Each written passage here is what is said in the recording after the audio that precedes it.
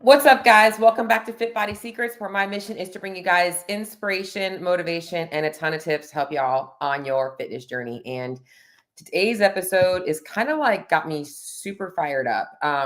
It started with me actually listening to the Savon podcast over the weekend. Absolutely love listening to the Savon podcast, all of the stuff that he puts out there, and also love listening to the other spinoffs that have now come from the original. In fact, I loved the original when it was Matt and Savon and Josh Bridges, but that was back in the day before, Anyways, so there was a recent episode that he put out, and it was Taylor and Tanner Shuck, who is not in the CrossFit space, but actually used to be in the CrossFit space. But somebody else that I follow on Instagram has kind of a very tough love approach to helping people get healthier. And I 100% love it. I think it's something that a lot of people don't put out there because they honestly feel bad, but he definitely has a no BS approach to telling you like it is, like this is what needs to change. And there was a lot of debate, and it got me fired up. And I was like listening to this episode, I'm like, oh my God, I would love to be in a room with these two guys and be able to just have a conversation. But obviously I'm just Cheryl Nassau. Who am I? But I do want to provide some of my own thoughts on this episode because I know a lot of my listeners also listen to the Savon podcast and probably also caught this. And it can be confusing. And if you're somebody out there, well, let me just go back. So that was the first thing that sparked it. And then the second thing that really sparked this episode for me is I'm getting a lot of clients and people coming to me for advice regarding CrossFit and whether or not they should be doing CrossFit because of their hormones or their perimenopausal or their menopausal or their cortisol levels. And it's just and then I'm seeing a lot of influencers in the space, that are athletes that are talking about how they had to stop doing so much high intensity training. And I just feel like there's so many misconceptions about CrossFit and things are being taken out of context and applied generally when we have to look at them subjectively at what kind of a person we're talking to. And so all of this really got me fired up to just put an episode out there giving you guys my thoughts on everything. And I'm going to be honest, I'm going to start with the comment that, well, let me just start with the whole is CrossFit bad for you, the hormones, because that's really the first thing that I want to talk about before even going today's episode. And the reason I want to say that is because if you're listening to this and you get into the weeds here, I want to start by giving you that first and foremost. If you're somebody out there that thinks that or is being told that CrossFit is bad for you because you're menopausal or perimenopausal or you're aging, I want you to look at the masters athletes that are 60 plus, 65 plus. In fact, I just left a CrossFit gym and I was asking some of the women there that are over 50, some of them in their 60s, how long have you been doing CrossFit for? Have you still been making strength gains? How are you feeling? They're all excelling, So I think that we have to look at when a CrossFit Games athlete is talking about how they're having to slow down the intensity and just do these things. They're also going from training 4 to 6 hours a day, putting all of their life on hold for CrossFit, killing themselves every day for that, versus going to a 1-hour CrossFit class. Very different case scenarios. You cannot apply that what's the word I'm looking for, that advice to yourself. However, you can apply the fact that you should be listening to your body. Anyways, that's what I'm going to say. And that people need to understand how to moderate things. And that's going to kind of go into today's episode. So it's that's why I'm you know what? I just want to do an episode talking about this. And I'm going to start by actually pulling up the comment that sparked the whole debate between Tanner and Taylor. And I think it was the actual episode, not the comment, but there was an episode put out there. And so I want to just kind of see if I can't get this to play really quick. I'm so bad with technology. So I'm probably already being judged right now for this, but that's okay. I don't care. We're going to go with this. Let me see if I can get this to... Okay, here we go. This was it. CrossFit training is not training. CrossFit training is, now it's high intensity exercise, but you cannot constantly vary a training modality and predictably make increases in the expression of that training modality. I couldn't say that any better. And that's coming from a CrossFitter. And I was an elite CrossFitter. I still do some CrossFit, but CrossFit training in its purest sense is overrated, cannot be constantly varied, and you cannot expect to get stronger, fitter, or better at anything if you're constantly changing what you're doing. If you're going to do anything, just get stronger. That's what you need to do. CrossFit training. Okay. So stop sharing. Let me go back to my episode here. So that was essentially the episode, or the thing that just sparked the episode. That was the comment. And where I feel like the whole episode kind of just went in so many different directions is, it started to becoming, it was no longer directed at addressing that comment. And we started to go down the rabbit holes of like the obesity epidemic and this and that. And so I want to start by saying that first and foremost, this is being pulled off of a strength podcast. Mark Repetto is primarily a strength athlete. He is not the pinnacle of health. And that is clearly stated in the episode with Tanner and Taylor, that like goal is like get people stronger. And absolutely right. If you want to get really fucking strong, then you should be strength training. Like if that is your sport and you are trying to train for sport, then that is what you should be doing. However, saying that you can't get stronger with CrossFit is also not true. In fact, I feel like the biggest problem with this is not understanding CrossFit methodology and the way CrossFit programming is meant to work. And a lot of that stuff is because the affiliate model allows for individual gyms to program on their own, and people are being exposed to CrossFit, but not the same programming. So it's again, the episode ends up going down a spiraling of different things, but it brought some really good topics to the table that I was like, just so fired up to chime in on and hear the opinions of. I'm going to pull up a couple of notes that I have just to kind of start off. So first and foremost, like Tanner's biggest argument, which he says there, is like, just get stronger. And at the end of the day, he is so right. And I also think that the goal of CrossFit is to get people stronger. It's just not just doing strength training. He is 100% right that if you are not strength training, you are going to be sick. If you're on a fat loss journey and you're losing weight and you're not strength training, you are going to end up sick. You are going to be sarcopenic. You are putting yourself at risk for issues as you get older. Your tendons, your ligaments, and your bones are going to take the brunt of everything that you're moving. And muscle tissue that's longevity. So your body fat percentage, even if you're at a healthy weight, is going to be high. So we want that muscle tissue that makes you more insulin sensitive. There's so many things that muscle tissue does that we should be strength training. But saying you can't get stronger doing CrossFit isn't necessarily true. Okay, so I think that we'll kind of go down that now. And here's where Taylor kind of takes things a little bit different, is he starts to talk about the fact that just getting stronger isn't the cure to the obesity epidemic. And, and Taylor is saying that like, you don't have to do CrossFit in order to cure the obesity epidemic. You don't have to do that. They go down the rabbit hole of these two things. And I think the main thing here is that we need to be understanding the context. Like I said, are we looking to get stronger and fitter for life, or are we looking to get as strong as possible? And perfect case scenario, if there were two police officers and one of them trains CrossFit and a good CrossFit program, they're lifting, they're running, they're biking, they're doing some kind of whatever bodyweight gymnastics movements, versus one that's hitting the Globo gym and they're just doing some Smith machine squats and leg presses and some hammer curls, and they're not doing any cardio, which police officer do I want to try? Who am I going to look for to save my life? I'm going to want the guy that's been doing CrossFit, because he likely is going to be faster. He's going to be a little bit more resilient to things, right? So it's really looking at what is the actual overall goal. Okay, getting somebody as strong as possible. Powerlifters aren't the pinnacle of health. And I think that Taylor goes down the argument that like, just getting stronger isn't going to get people healthier. And he's absolutely right. Just lifting weights is not going to make you healthier. But saying that you have to do CrossFit in order to do that is also not true.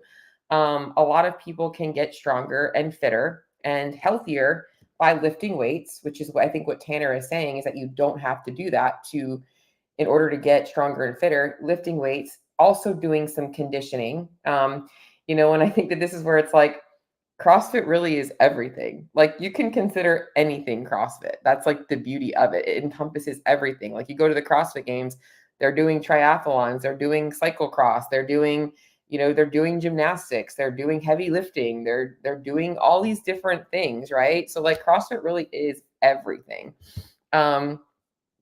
Anyways, so here is kind of where I want to give my opinion on this whole thing. Okay, so the debate really is like, I guess the debate that this whole thing spirals into is it got so far away from CrossFit not being a good method to getting stronger into, is CrossFit the best program for people in terms of getting fitter, healthier, and I guess like, weight loss. Obesity epidemic is what was brought up, and talking about the unhealthy people in the world. Okay, here is my opinion on everything, and I'm going to kind of give you guys my 2 cents on CrossFit as a program, whether or not you should or should not be doing CrossFit, and kind of giving you my opinion that I think both of them are right in different ways. But I think it comes down to the fact that if you like doing CrossFit, you should keep doing CrossFit. But there's a couple of things that you have to consider. So first and foremost, well-programmed CrossFit will get you stronger and fitter. There is no denying that. I'm sorry. I don't care what people say. If you are following a well-designed CrossFit program, you are going to get fitter, stronger, and healthier. However, I do think that there are some components of CrossFit that can be very intimidating and unnecessary. And if you're not at a gym where you feel like those movements can be progressed down to a level that's going to give you the right stimulus and allow you to get the right workout in, that might not be the right thing for you. So some gyms, for instance, program very competitively without the beginners in mind. And I get it. We should be programming for the highest level athlete in there, but we need to have coaching and education on why, like, for instance, I fucking hate the words RX and scaled. I'll be honest, I like CrossFit. I think that looking at people looking at that, like, here is like the base and we want to be able to tweak up and down is more important, because RX and scaled already gives people a feeling like they're not doing something as good as other people in the class. And that is not the goal. I think that that's also where the problems comes in with CrossFit, is everybody is so competitive with everything.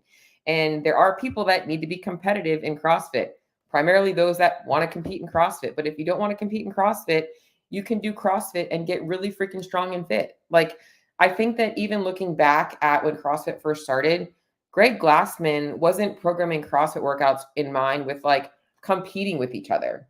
He was having people write their scores down and their weights because he wanted to see them progress over time. So going back to the argument that CrossFit isn't progressive, the foundation of CrossFit was keeping track of metrics so we could see how programming was changing and bring things up over time. But this whole RX and scaled thing came in, and now people go to the gym and they're like, I'm always scaled, blah, blah, blah, blah, blah. Like, we got to throw the scaled shit out the window and educate people that this is like the standard where you want to be. And where you're at on that is based on your fitness level to get the same stimulus, whether it's the time domain, whether it's the right number of reps in a row, whether it's the right number of rounds, or whatever it is, you should be doing that. Okay. So that's number one, is that needs to be a main thing. And part two is like I mentioned, the coaching. You have to be coaching people. And this is part of the problem with the group model of CrossFit, is because, and I'm going to talk about this in personal training as well, but not all CrossFit coaches are created equal, but neither are all personal trainers, right? Like, so there are some really, really, really good CrossFit coaches out there. There's also some really shitty ones. You ever been to a CrossFit class where the guy is like on his phone the entire time, not even looking at the people? And maybe you're a good athlete, but the person next to you has no idea what she's doing, right? So like, the coaching that you're getting matters. I will say that in a CrossFit gym, a well-run CrossFit gym, you are likely going to get good coaching, much better than you would get from a personal trainer. Because on the other side of things, you go to a Globo gym and you get personal trainers that are literally just counting your reps. 1, 2, 3, come on, one more. Okay. We need to realize that like coaching is about teaching people how to move better in the gym, how to get the right stimulus. Okay. If it says 21 reps, helping them choose the right weight to get those 21 reps unbroken. Like that's the stuff that we're looking for. By the way, like talking about measurable progress and strength, think about like a workout like Fran.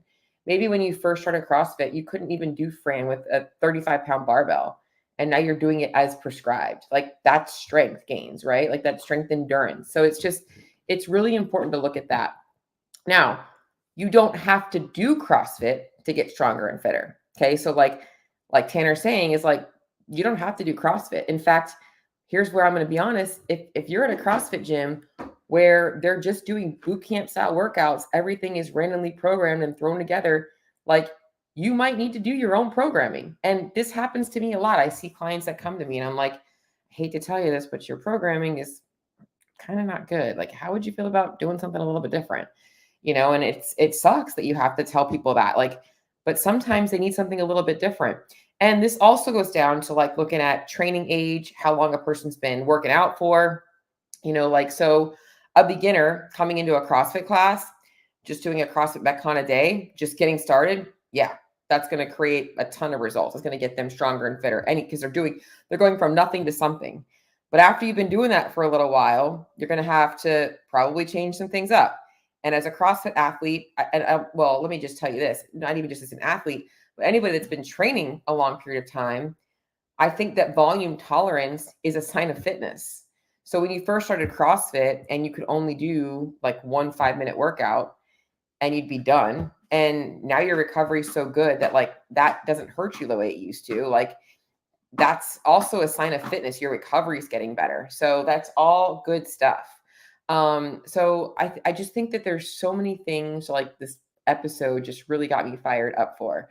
I just had a tangent when I thought about that too, when I was talking about the fact that training age, let me just, because I know it's something that I wanted to mention. Training age, volume. Like I said, I have some notes, but I just was really fired up to talk about this episode. Oh my God, what just came to my mind when I said that? I'm going to remember in a second. I know I'm going to remember. Okay. But the main thing that I want you guys to get out of this is that CrossFit is a good program when well programmed. I think the problem comes into the fact that not all CrossFit gyms are created equal. Not all CrossFit coaches are created equal, but the same thing goes in any program you're going into, whether it's, and I'll say this, any program that allows for individuals to program for the program, for the classes.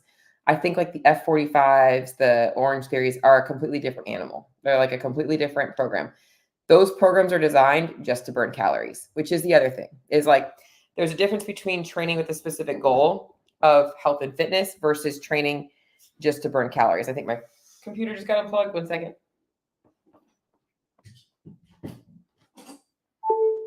And that was also something that was brought up in the episode. And I do think that, and this is what I'm going to go into that really got me fired up, because I feel like this is the biggest missing piece that neither of them really addressed. Okay.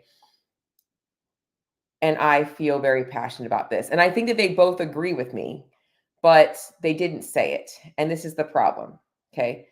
In the gym, whatever program you're following, whether it's CrossFit, we're not going to call it like, or we're not going to go down the rabbit hole like Orange Theory or the booty boot camps and all that shit. Okay. In the gym, okay, whatever your goals are, your goal should be to improve your fitness, your strength, your endurance. You are literally doing those things. CrossFit, essentially, in my opinion, and this is my opinion, was designed as a way to get the most bang for your buck.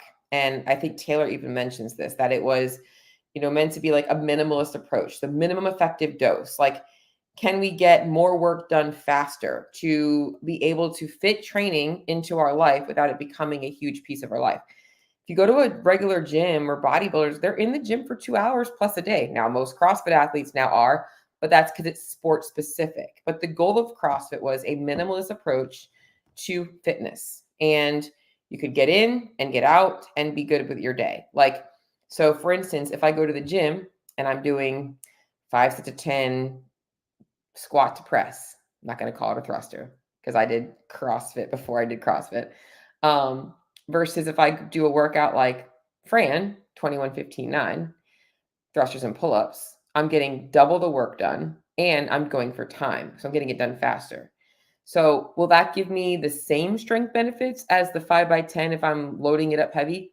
Not necessarily, but I'm going to have heavy days built in. I might be working a different skill or a different strength domain, I'll call it. That 21-15-9, that muscular endurance is working muscle hypertrophy, just like when a bodybuilder does like a burnout set, right? Like in your last couple of reps of 21 thrusters, are you not burning everywhere and barely are you going close to failure? Like that's also looking at it. But CrossFit was meant to be a minimalist approach because rather than spending, a lot of time with like mobility and this and that, like the movements we do require full range of motion.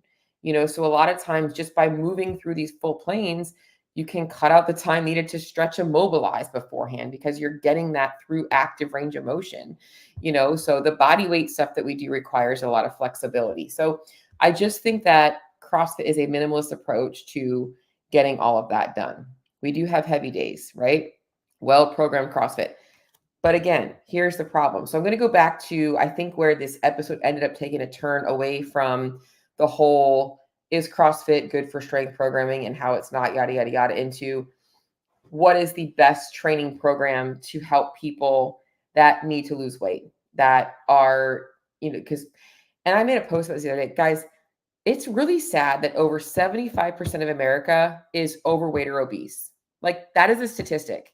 And it's why being a person that actually cares about your health and fitness sucks when you're the only person at the table who gives a shit.